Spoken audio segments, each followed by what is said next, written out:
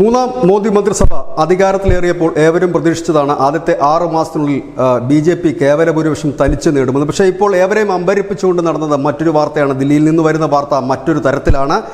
BJP സംബന്ധിച്ച് അവർക്ക് നിർണായകമായത് ലോക്സഭയല്ല, രാജ്യസഭ തന്നെയാണ്. കാരണം പ്രധാനപ്പെട്ട ബില്ലുകളെല്ലാം തന്നെ ഈ മന്ത്രിസഭയുടെ കാലത്ത് തന്നെ, ഇല്ലെങ്കിൽ ഈ മൂന്നാം മോദി മന്ത്രിസഭയുടെ കാലത്ത് തന്നെ പൂർത്തിയാക്കേണ്ടതായിട്ടുണ്ട്. അതുകൊണ്ട് തന്നെ രാജ്യസഭയാണ് ലക്ഷ്യം വെച്ച് BJP തുടക്കം മുതലേ നീങ്ങിയത്.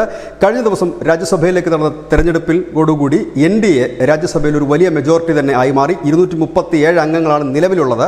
ആ നിലവിലുള്ളതിൽ 119 സീറ്റുകൾ വേണം ബില്ലുകൾ പാസ്സാക്കാൻ. നിലവിൽ BJPയും BJPയുടെ സഖ്യകക്ഷികൾക്കും സ്വതന്ത്രന്മാർക്കും അടക്കം 121 MPമാരുണ്ട്. പക്ഷേ അവിടെയും BJPയും സഖ്യകക്ഷികളും തൃപ്തരല്ല എന്ന് തന്നെയാണ് പുറത്തുവരുന്ന പുതിയ വാർത്ത. അവിടെ 11 MPമാർ, രാജ്യസഭയിൽ 11 MPമാരുള്ള BJPയുടെ കൂടെ എക്കാലവും നിന്നിരുന്ന YSR കോൺഗ്രസ് പിളരുകയാണ്. അതിൽ 2 MPമാരായ മോപ്പി ദേവി വെങ്കട്ടരാമണ റാവു, ഒപ്പം തന്നെ ബീതാ മസ്താൻ തുടങ്ങിയവർ TDPയിൽ ചേരുകയും 6 MPമാർ BJPയിൽ ചേരുകയും ചെയ്യും.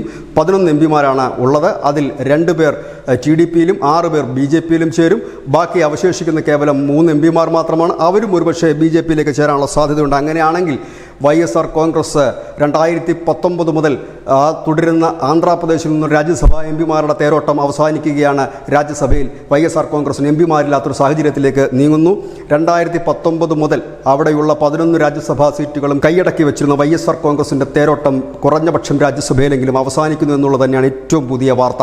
ഇതോടുകൂടി BJPക്ക് നിലവിൽ രാജ്യസഭയിൽ 96 MPമാരാണുള്ളത്. ഈ 6 പേരൂടെ വരുന്നതോടുകൂടി 102 മാറുകയും ചെയ്യും. ഇത്തരത്തിലാണ് മുൻപോട്ട് പോകുന്നത്. ഏതായാലും രാജ്യസഭയിൽ BJP അവരുടെ ഭൂരിപക്ഷം ഉയർത്തുകയാണ്. 121 എന്നുള്ളത്. ഈ 8 MPമാർ കൂടി വരുമ്പോൾ 129ലേക്ക് അത് നീങ്ങും. അതായത് ബില്ലുകൾ അനായാസം പാസ്സാക്കിയെടുക്കുവാൻ രാജ്യസഭയിൽ ഭൂരിപക്ഷം അനിവാര്യമാണ് എന്നുള്ള തിരിച്ചറിവിൽ തന്നെയാണ് പുതിയ നീക്കവും. ന്യൂസ് ഡെസ്ക് ന്യൂസിൻ്റെ മലയാളം.